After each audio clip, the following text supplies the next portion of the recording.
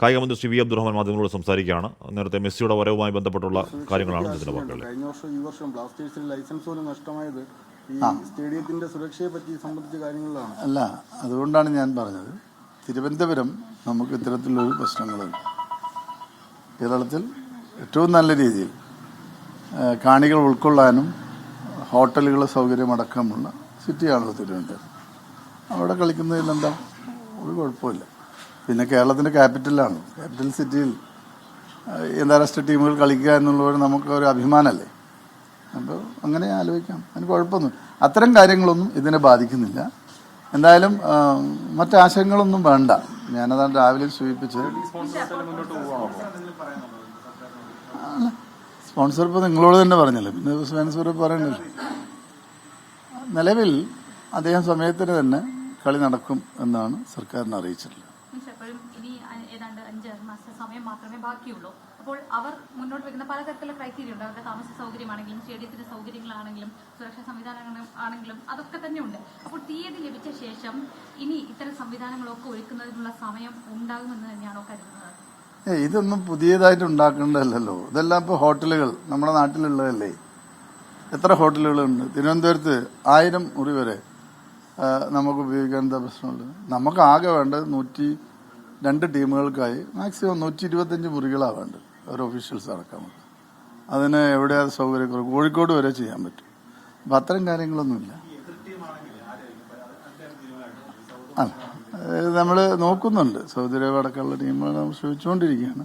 ഏതെങ്കിലും ഒരു ഇംഗ്ലീഷ് ടീമായിരിക്കാനാണ് സാധ്യത, ഏഷ്യൻ ടീം ആയിരിക്കാൻ സാധ്യതയില്ല. 50 റാങ്കിങ്ങിലുള്ള ഒരു ടീമെന്നാണ് നമ്മൾ കരാറുമായി ബന്ധപ്പെട്ട് പറഞ്ഞിട്ടുള്ളത്. അപ്പോൾ 50 റാങ്കിങ്ങിലുള്ള ടീം നല്ല ടീമാവും ഏതായാലും. അത് നോക്കാം.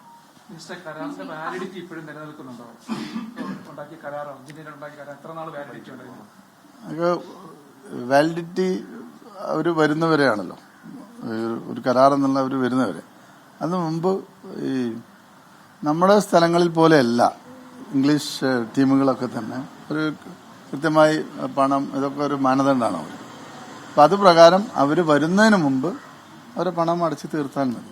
സ്പോൺസർ അങ്ങനെ അടക്കാൻ തയ്യാറാണ്. പിന്നെ മറ്റൊന്നും നമുക്ക് അതിൽ ആലോചിക്കേണ്ട ആവശ്യമൊന്നുമില്ല. തീരുമാനമായിട്ടുണ്ടെങ്കിൽ പണം അടയ്ക്കാമെന്നുള്ളതാണ് പറയുന്നത്. അപ്പോൾ എപ്പോഴേക്കും അതിലൊരു ക്ലാരിഫിക്കേഷൻ ഉണ്ടാകുമെന്ന് സംബന്ധിച്ച് എന്തെങ്കിലും ഒരു വിവരമുണ്ടോ? ആരാധകർക്ക് വളരെ പ്രതീക്ഷയോടെ കാത്തിരിക്കുന്നതാണല്ലോ. ആരാധകരുടെ പ്രതീക്ഷകൾക്ക് ഒരു കോട്ടം തട്ടുണ്ട്. ഞാൻ ഒറ്റവാക്കിൽ പറഞ്ഞാൽ നമ്മൾ ഉദ്ദേശിക്കുന്ന പോലെ തന്നെ സ്പോൺസർ പറഞ്ഞതനുസരിച്ച് ഈ ടീം വരുന്ന ഒക്ടോബറിൽ കേരളത്തിൽ കളിക്കും. ഒറ്റ വാക്ക് അത് നമുക്ക് വേറെ ഞാൻ എക്സ്പ്ലെയിൻ ചെയ്യേണ്ടത്. ഒരാശയക്കുഴപ്പമില്ല, ഒരു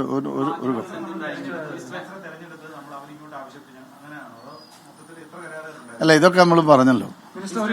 നമുക്ക് ഇതൊന്നും ഒരു സ്പോർട്സ്മാൻ സ്പിരിറ്റിലുള്ള കാര്യമല്ല. ഉദ്ദേശിച്ച കാര്യങ്ങൾ എന്ന് പറയുന്നത് എന്തൊക്കെയാണ്? ഉദ്ദേശിച്ച കാര്യങ്ങൾ നടന്നാൽ ഉദ്ദേശിച്ച കാര്യങ്ങൾ നടന്നാൽ അർജന്റീനൻ ടീം ഇവിടെ കളിക്കുമെന്നാണ്. അല്ല, ഈ പേയ്മെന്റ് അവിടെ എത്തിയാൽ അതാണ് ഉദ്ദേശിച്ച കാര്യം, അവരിവിടെ വരും. അതായത് ഒരു കാര്യം കൂടെ, അതായത് ഈ കരാറിന്റെ ആദ്യ ഗഡുവായിട്ടുള്ള 60 കോടി രൂപ കൊടുക്കണം എന്നൊരു കരാറാണ്. അത് കഴിഞ്ഞിട്ട് ഇപ്പം നോക്കൂ, അവിടെ ഞാൻ ആദ്യമേ പറഞ്ഞല്ലോ, ഗവൺമെന്റും അർജന്റീനൻ ടീമും നല്ല രീതിയിൽ സൗഹാർദ്ദത്തിലാണ്. കേരളത്തിൽ അവർ വരിക, അവർ കളിക്കുക എന്നുള്ളത് പിന്നെ ഗവൺമെന്റിനെ സംബന്ധിച്ചിടത്തോളം ഫുട്ബോൾ പ്രേമികളെ സംബന്ധിച്ച് ആവശ്യം ആഗ്രഹിക്കുന്നതാണ്. അതോടൊപ്പം തന്നെ അർജന്റീന ടീമും ആഗ്രഹിക്കുന്നത് കേരളത്തിൽ കളിക്കുക എന്നുള്ളതാണ്. അപ്പം അവിടെ മറ്റൊരു ചെറിയ പ്രശ്നങ്ങളുണ്ടെങ്കിലും അത് പരിഹരിച്ചു പോകാവുന്നേ ഉള്ളൂ. ഇന്നും ഞാൻ സംസാരിച്ചിരുന്നു, മറ്റു തടസ്സങ്ങളൊന്നുമില്ല. ഈ പണം അവിടെ എത്തിക്കഴിഞ്ഞാൽ അവർ എത്തും. നേരിട്ട് തന്നെ അർജന്റീനിയൻ ടീം മാനേജ്മെന്റ് കേരളത്തിലെത്തി അവര് തന്നെ വാർത്താ സമ്മേളനം. അല്ല, അത് പറഞ്ഞല്ലോ, അവര് പണം അടക്കുമെന്ന് പറഞ്ഞല്ലോ സ്പോൺസർ. അപ്പൊ പിന്നെ അത് നമ്മൾ ഇപ്പൊ നിലവിൽ ഇപ്പോ നിങ്ങളെ പത്രസമ്മേളനം നടത്തിയതിന് ശേഷം, നിങ്ങൾ എന്നോട് ചോദിച്ചതിന് ശേഷം ഞാൻ ഒന്ന് കൺഫേം ചെയ്തപ്പോൾ മറ്റു തടസ്സങ്ങളൊന്നും ഇല്ല എന്നാണ് അറിയാൻ കഴിഞ്ഞു. ഇന്റർനാഷണൽ ബ്രേക്ക് നടന്നില്ലെങ്കിൽ അടുത്ത ഇന്റർനാഷണൽ ബ്രേക്കിലെങ്കിൽ നടക്കുമോ? അല്ല, ഈ ഇന്റർനാഷണൽ നടക്കട്ടെ, എന്നിട്ടല്ലേ അടുത്തത്.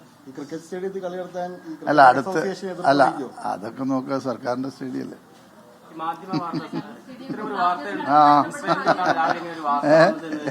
അറിയില്ല ഇത് എങ്ങനെയാ വന്നതെന്ന് ഞാൻ എങ്ങനെ അല്ല നിങ്ങളാണ് എന്നോട് ചോദിച്ചത്. അർജന്റീന വരില്ല എന്ന് പറയുന്നു. ഇന്നലെ പത്രങ്ങളിൽ വന്നു, ഏതോ ചാനൽ വന്നു, ഇന്നും വന്നു എന്ന് പറയുന്നു. എനിക്കറിയില്ല. നിങ്ങൾ ചോദിച്ചപ്പോഴാണ് ഞാനും കൺഫ്യൂഷനായത്. അപ്പോൾ പണം അടക്കുന്ന കാര്യത്തിൽ ചെറിയ താമസം നേരിട്ട് എന്ന് പറയുന്നു. ഏയ് ഉണ്ടോ? ഇല്ല ഈ സാങ്കേതിക പ്രശ്നം എന്താണ്? പൈസ അടയ്ക്കാനുള്ള സാങ്കേതിക പ്രശ്നം എന്താണ്?